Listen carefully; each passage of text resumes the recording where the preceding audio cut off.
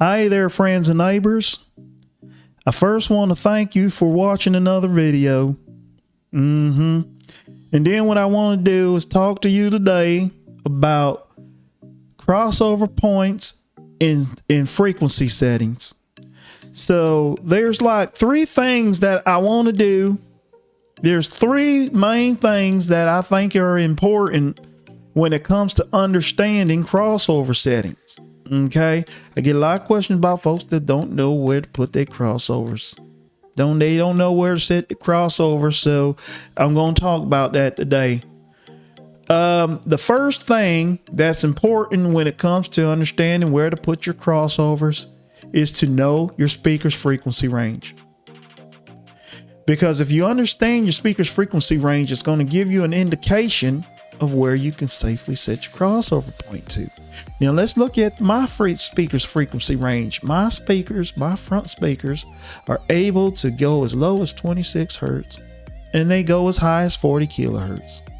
Okay, so if I think I can set my crossover point at say 40 hertz, which is where I have them set right now, but if I set my crossover point at 40 hertz, then that means my front speakers are all the bass and all the sound from 40 hertz and below is going to get cut out.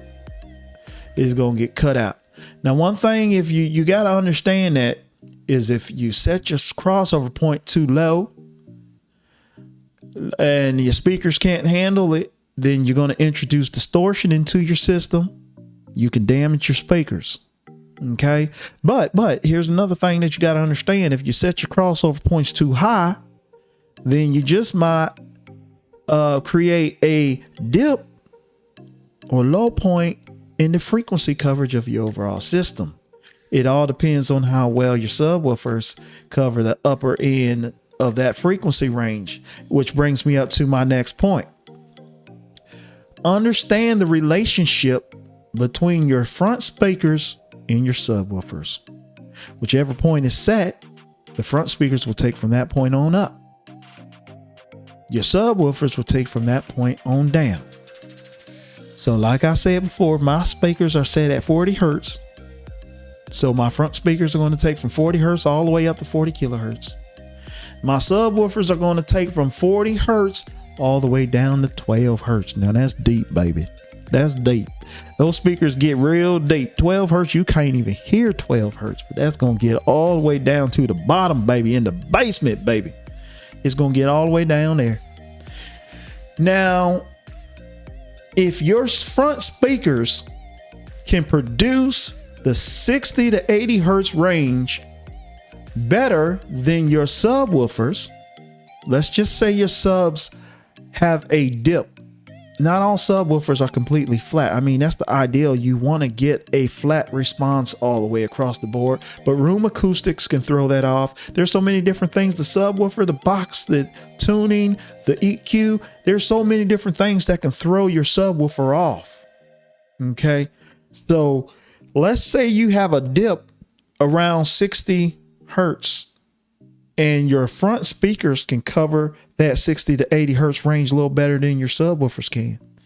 So why would you set your crossover point to 80 hertz if that was the case? You wouldn't. You'll set your crossover point to 60 hertz and let your subwoofers run from 60 hertz all the way down, or, you know, whatever point you set. The key is to try to cover the entire frequency band as flat as possible. And that's going to take some experiment. It's going to take some testing, which brings me up to my third point. Always try different configurations and stick with what works best. Not every system is the same.